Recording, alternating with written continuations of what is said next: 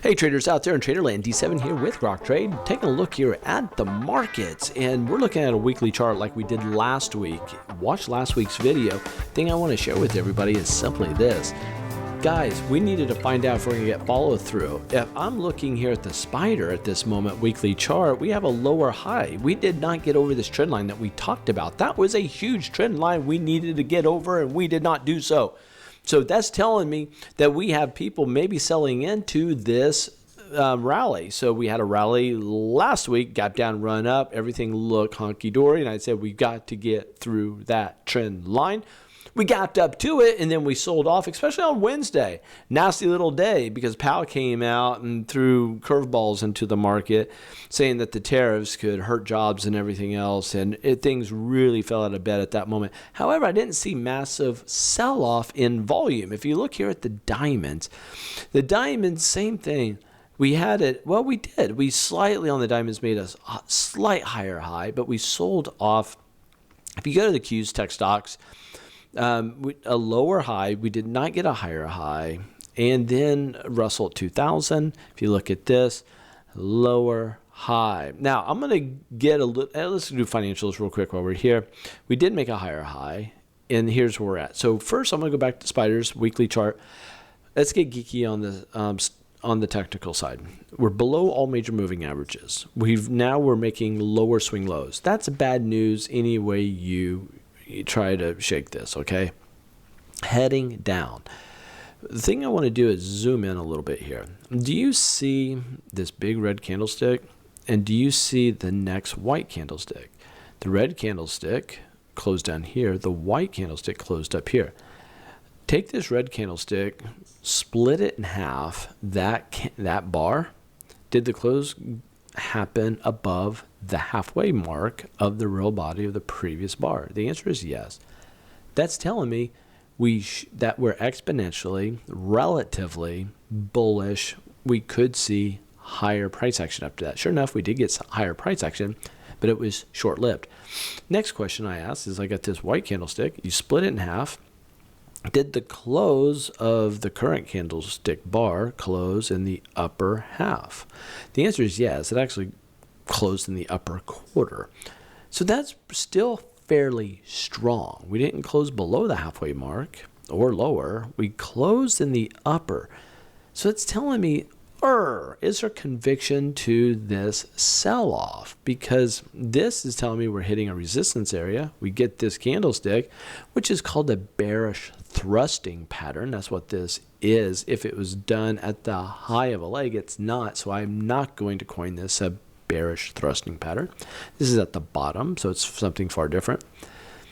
We could see a drop heading down. Now, if I go over here to the diamonds, where did it close? It closed in the upper third, above the half, maybe the upper third area. If you go here to the Nasdaq, closed in the upper quarter. Russell 2000. If you look at this, it closed above the bar altogether, but this trend line, which is very important to me, it closed below it. So this is not what we call a bullish death hook. Why? Because we closed below that line. In other words, it could still drop. We did not close above it. If it closes above it, that could get really bullish and fast. Russell 2000 can lead the market. So what's it doing? We have a higher high, higher low. This one closed right at where we closed the week before. So it closed it just flatlined is what it did. So what's all of this telling us? It's telling us that we don't have decisive idea of what's going to happen coming into this next week. The bulls and bears are in a fight of their life. But if you look here at the financials, see this swing low coming across? We're staying below it. So because of that, and we're below the moving averages, gang, that is there is a percent here in the bear side, and it's a heavy percent. Over 50% is saying this is, I would say 60 to 70% more bearish than it is bullish at this moment. Because of us making lower swing lows, we are now below moving averages. This lower swing low that was support is acting as resistance. Go to the spiders, which is very important to me. We cannot get over this trend line here. But look at this lower shadow. It went this low, but people bought into that weakness. So we're saying the bulls are still trying to find hope to say we might be trying to head north. Well, one thing I like to do is add some indicators and oscillators to see what I'm seeing. The RVGI, which is found on TradingView, you can see a crossover right here. It's a bullish crossover, so it likes this.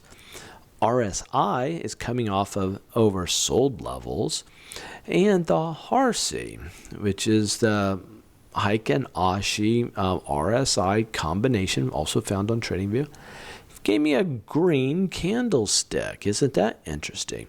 So it's trying to find a bottom is what I'm saying here, okay? If I go over here to the VIX and take a look at the VIX, VIX is going lower, lower, lower. Do you see this? It's heading down. At the moment, at this very moment, VIX is underneath 30, which is still high, gang. Once you get up that high, usually, anyway, still a high number, still a lot of, but it's going in the bullish direction by heading down. I'll end with this. You got to be careful in this market. Is it a buy opportunity? No way is this a buy opportunity in the market, especially with the inverted bond yield that just triggered on, where it fixed itself, and we're 100 plus days out, and sure enough, it's telling us we're signaled going into a recessionary pullback going into the market. Some rule says that, and now we have other indicators that fly in the face of that, such as unemployment not being as bad as what we thought it could be. Inflation hanging in there, it's not going anywhere. GDP seems to be fairly strong. So that's in the face of all these market recessionary indicators that we're finding out there. So it's a fascinating time. Happy that I'm predominantly in cash at this moment and taking advantage of some of these down draws when we get them. We could get that coming into this week. If we get another down draw, be bearish into that and have some fun. But man, this thing is one tweet away from just rallying straight north. So be careful on the short side. This volatility is legit. And you guys, I don't know if you're paying attention, but every day we're cranking out a daily video. It's a 4 to 7 minute video every day between Grok Guy and Grok Girl, which are synthetic AI people that we coach. We feed it information that we find on what happened today in the market. So each and every day, if you just want a quick shot in the arm of two people talking about what happened in the markets today, so you have all the latest, best information each and every day, it's the best 4 minutes of your day. Guess what, guys? I personally listen to that.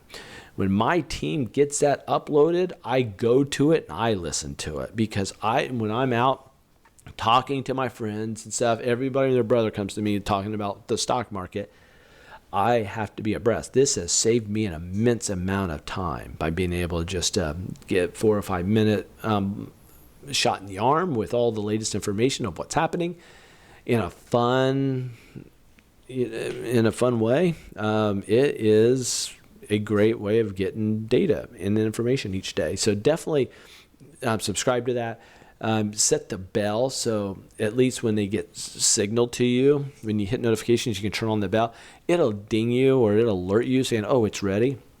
Listen to that. We try to get it out within the hour of the close of each bell. We always wait until the close of the bell because we want the latest and greatest information that is out there. And guys, I don't know. Thank you for you guys who recommend us on the mentorship.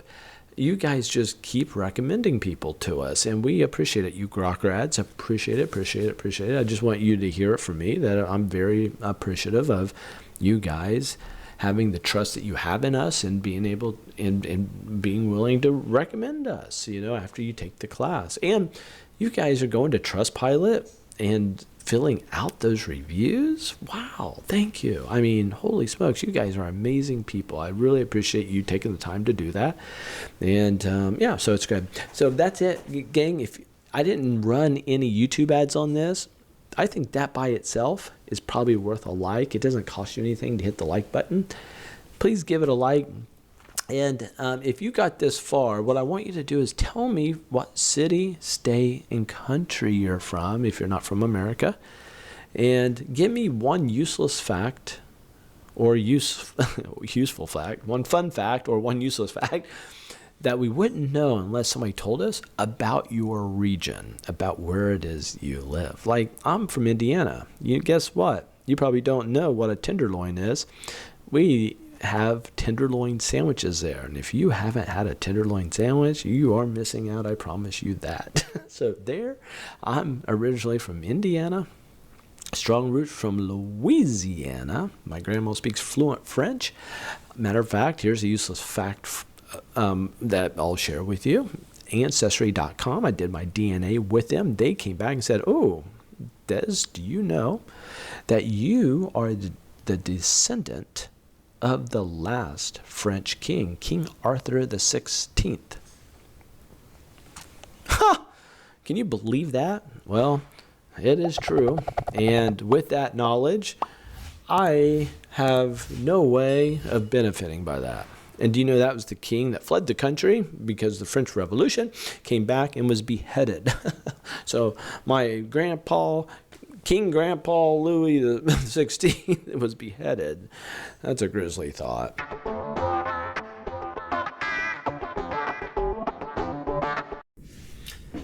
Guys, why are you still here? You just watched my video and now you're still lingering around. Might as well be with you now that I have your undivided attention. Listen, if you haven't done so yet, I highly recommend putting in a foundation of trading, your foundation of trading through a mentor. For learning to fly a plane, you wouldn't just go through ground school before you start flying in the friendly skies. What you would be doing, though, is going up first with your flight instructor. Same thing if you were going to learn to ride a bike, you better have somebody behind you helping you ride a bike. Surgery, you're not going to read a few books and do heart surgery. So every principle and with being guided by a mentor, let finances be this. If you are a trader, you rate you from amateurs to professionals. Mentoring will do that for you. Anyway,